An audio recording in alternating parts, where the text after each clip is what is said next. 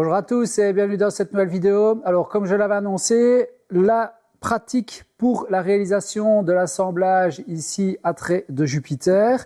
Alors dans la précédente vidéo concernant le traçage, certaines personnes s'étaient plaintes qu'on ne voyait pas très bien les traits. Donc j'en ai profité pour refaire le tracé sur un carton, mais cette fois-ci avec un feutre, comme ça sera peut-être plus clair. Dans cette vidéo, j'ai fait l'assemblage de différentes manières, c'est-à-dire que je travaille aussi bien avec des outils à main, mais également avec la scie à format, avec la Capex et également la défonceuse. Comme ça, chaque personne peut imaginer faire l'assemblage à sa sauce. J'ai chaque fois repris les étapes pour faire l'assemblage avec l'image SketchUp de l'usinage ou plutôt de la partie que je suis occupé à travailler. Donc j'espère que cette vidéo vous plaira. J'ai fait cet assemblage aujourd'hui entre la visite des ruches, la récupération des hausses, avec également l'élevage de rennes, etc. Donc j'ai consacré peu de temps finalement réellement à l'assemblage et donc c'est pour vous dire que cet assemblage est relativement simple à réaliser. Il y a quelques étapes à respecter, mais c'est assez simple à réaliser finalement. J'ai mis également le fichier SketchUp que j'ai refait par rapport à cet assemblage pour que vous puissiez éventuellement le reproduire. Il faut savoir que l'assemblage à trait de Jupiter, il existe toute une série de variantes. Donc ici, c'en est une, mais c'était mélanger quelques variantes quelque part puisqu'il y a un tenon sur le dessus et pas sur le dessous. Et il y a deux tenons et mortaise évidemment sur la même pièce à chaque fois, alors que normalement il aurait fallu un tenon sur une pièce et un tenon sur l'autre. Mais voilà, c'est surtout pour vous montrer la technique d'assemblage et surtout le traçage. Je rappelle que ça reste un assemblage de charpente, donc ça n'a aucun sens de le faire ici comme je l'ai fait. J'ai fait deux essences différentes pour que ça soit marqué et qu'on voit bien l'assemblage. Mais rassurez-vous, je n'ai pas jeté des bonnes planches puisque c'est de l'aubier de noyer avec lequel je n'aurais rien su faire. Voilà, je vous laisse avec cette vidéo. Moi, de mon côté, je file. Je fête mes 25 ans de mariage aujourd'hui avec mon épouse. D'ailleurs, j'en profite pour lui souhaiter un bon anniversaire. De mon côté, je vous donne déjà rendez-vous pour une prochaine vidéo. Je vous laisse avec les images. Et puis, je vous dis donc à bientôt pour de nouvelles aventures. Salut, salut! Donc, on a besoin d'un morceau de carton qui a pile poil la même hauteur que la pièce de bois et qui fait au moins 5 fois la hauteur. Donc ici, la hauteur de ma pièce de bois fait 6 cm,5. Je fais 6,5 x 5 et je vais avoir 32,5. Donc on va dire un morceau de carton qui fait minimum 35 cm de long. Ensuite, je viens le poser sur une des deux pièces de bois à assembler. Et je vais prendre une équerre pour venir faire un premier trait de crayon, ici à gauche. Ensuite, je vais faire la hauteur de ma pièce de bois multipliée par 3.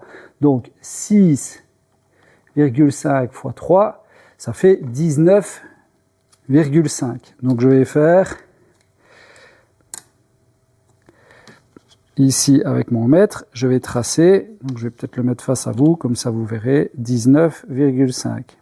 Ensuite, je fais 19,5 divisé par 2, j'arrive à 9,75. Voilà. Et je vais donc tracer tout simplement ces deux traits. Donc ça, c'est la totalité de mon assemblage. Et ici, donc, c'est le centre de mon assemblage. Je ne suis pas obligé d'aller jusqu'au bout pour le centre de mon trait. Ok ? Ensuite, je vais diviser la hauteur ici par 5. Donc, 6,5 divisé par 5, j'arrive à 1,3. Donc, je vais faire un trait ici à 1,3 du bord de ma pièce de bois et donc fatalement de mon carton. Voilà. Et je fais pareil ici à l'opposé. Donc je vais remettre mes lunettes. Donc ici à 1,3 du bord de ma pièce. Maintenant, je vais relier le trait supérieur au coin supérieur et le trait inférieur au trait inférieur. Donc au coin inférieur, pardon. Donc ici, je prends le trait supérieur et je vais donc ici au coin de mon tracé. Je ne vais pas jusqu'au bout, donc je pars du coin supérieur et je m'arrête ici à quelques centimètres. Je fais pareil de l'autre côté. Donc, voilà. Je m'arrête à quelques centimètres et je fais mon tracé. Donc, j'ai la partie haute de mon assemblage et la partie basse de mon assemblage. Donc là, c'est une pièce de bois et ça, c'est l'autre pièce de bois. OK ? Donc, maintenant, qu'est-ce que je dois faire? Eh bien, tout simplement, un angle ici à 90 degrés et un angle à 90 degrés. Donc, je vais prendre ma petite équerre d'écolier, mais ça fonctionne avec une équerre de chantier, évidemment, hein. On n'a pas toujours une équerre d'écolier si on fait ça sur chantier. Et on vient tracer un angle à 90 degrés. Je retourne de l'autre côté et je fais également un angle à 90 degrés. Donc là, j'ai mes deux assemblages. Je vais maintenant faire la clé.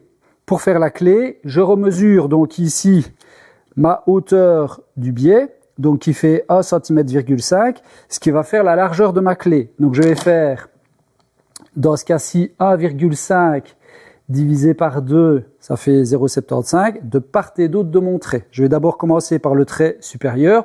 Donc ici, je vais mettre 8 mm. C'est plus simple pour moi. Donc je vais prendre mon équerre, je vais venir l'aligner à mon trait et dépasser de 8 mm par rapport au trait central. Donc ici, je suis à 8 mm.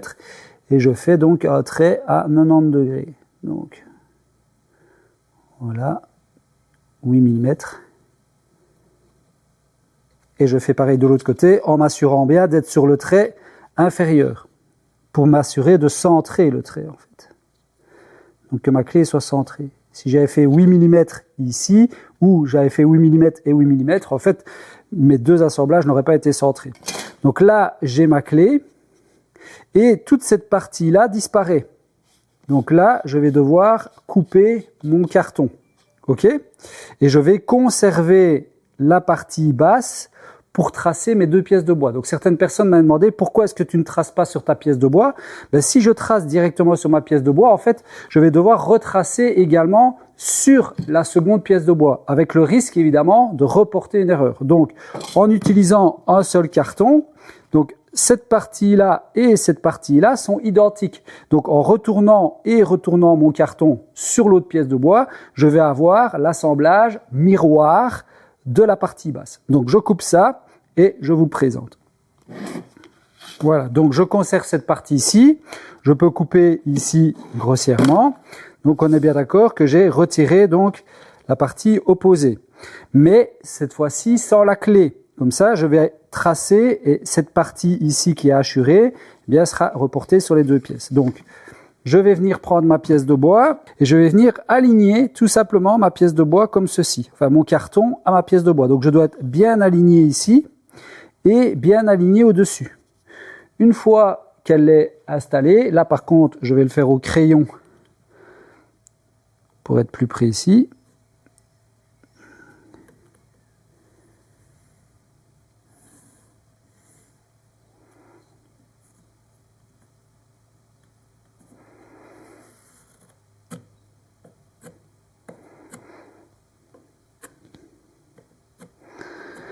Et là, je hachure en fait toute la partie qui disparaît pour être certain justement de ne pas faire de bêtises et ne pas aller couper ici.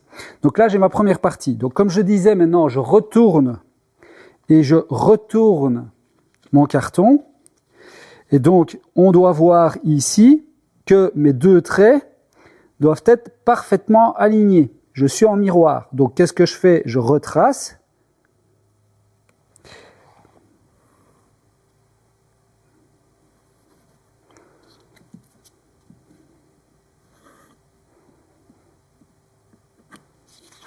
Et on voit que je n'ai pas de doublon. Donc c'est exactement le même tracé.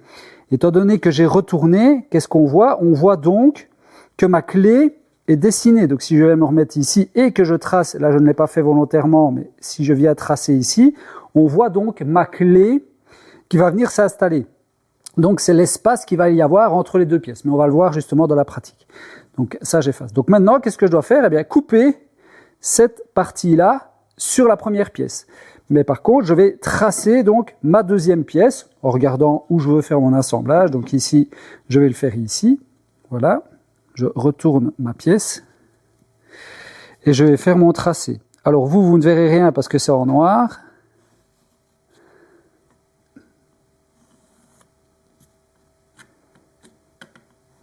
Voilà. Donc ici, on voit pas très bien. Et donc, qu'est-ce qui se passe ici? Donc, c'est la partie basse qui disparaît. Donc, le carton correspond à la pièce de bois. Pourquoi? J'ai la partie basse et elles vont venir s'imbriquer les unes aux autres. Alors, petite difficulté supplémentaire, c'est que moi, ici, je vais faire un tenon. Donc, je vais prendre ma pièce, je vais la tracer et je vais reporter 5 mm sur l'avant, 5 mm sur l'avant, 5 mm sur l'avant et 5 mm sur l'avant pour venir faire un tenon à l'intérieur. Mais on va voir ça justement dans la pratique. C'est parti!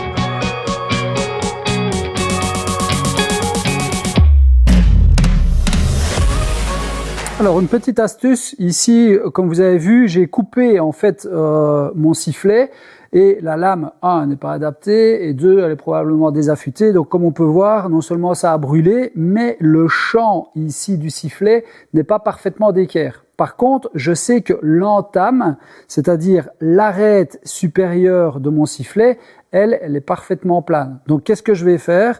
Je vais tout simplement utiliser une fraise à roulement. Je vais poser le roulement sur le dessus, justement, de mon sifflet et je vais venir donc me mettre parfaitement d'équerre. Pourquoi? Parce que la plateforme va être posée sur ma pièce de bois et la fraise est parfaitement à l'aplomb de cette pièce de bois. Donc je vais pouvoir récupérer en fait le sifflet d'une façon parfaitement perpendiculaire à la face supérieure et inférieure. La première passe, je vais la faire avec le roulement au-dessus de la pièce de bois et ensuite je vais faire la fraise à roulement avec le roulement en dessous pour justement avoir une surface parfaitement plane. Si j'avais eu une fraise à roulement plus longue, évidemment, j'aurais pu éventuellement reprendre la totalité du champ. Donc je vous montre ça de plus près.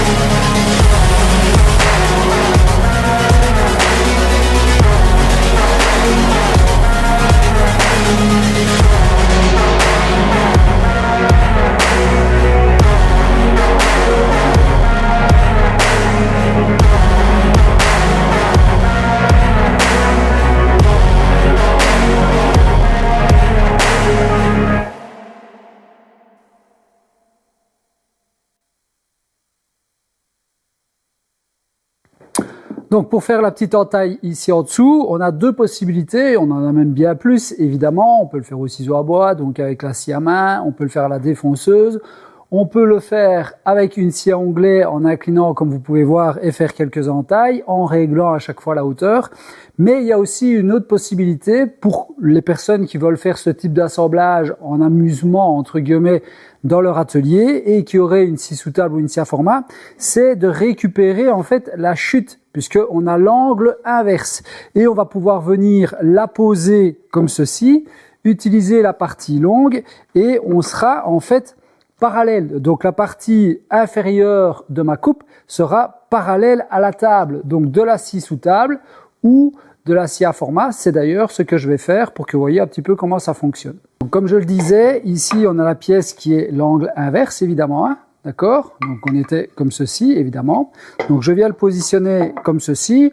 Ça c'est un gabarit que Pierre Fontini et Jérémy étaient venus faire lors d'un stage. J'avais un gabarit bien plus archaïque auparavant. Ce n'est pas obligé, hein. Vous pouvez très bien les mettre comme ceci et utiliser contre votre guide perpendiculaire, ça fonctionne très bien. Donc je viens le mettre comme ceci. Je vais venir aligner la coupe qui est déjà faite ici en plat contre la lame de ma scie. Voilà, c'est fait. Et je vais bloquer donc cette pièce-ci. Comme ça, je suis certain d'être aligné en fait à la lame de coupe. Ok? Une fois que ça c'est fait, eh bien je vais tout simplement venir aligner le trait ici d'entrée et le trait de sortie avec le guide parallèle d'un côté, le guide parallèle de l'autre et je vais régler la hauteur de lame par rapport à mon trait puisque, comme vous allez voir, en effet, je suis parfaitement parallèle par rapport ici à ma table de travail. Je vais vous montrer avec un petit mètre qu'on a exactement la même mesure tout le long. Une fois que c'est fait, tout simplement, je vais venir bloquer ma pièce de bois ici contre. Et puis, je vais pouvoir faire toutes mes entailles. Allez, je fais ça.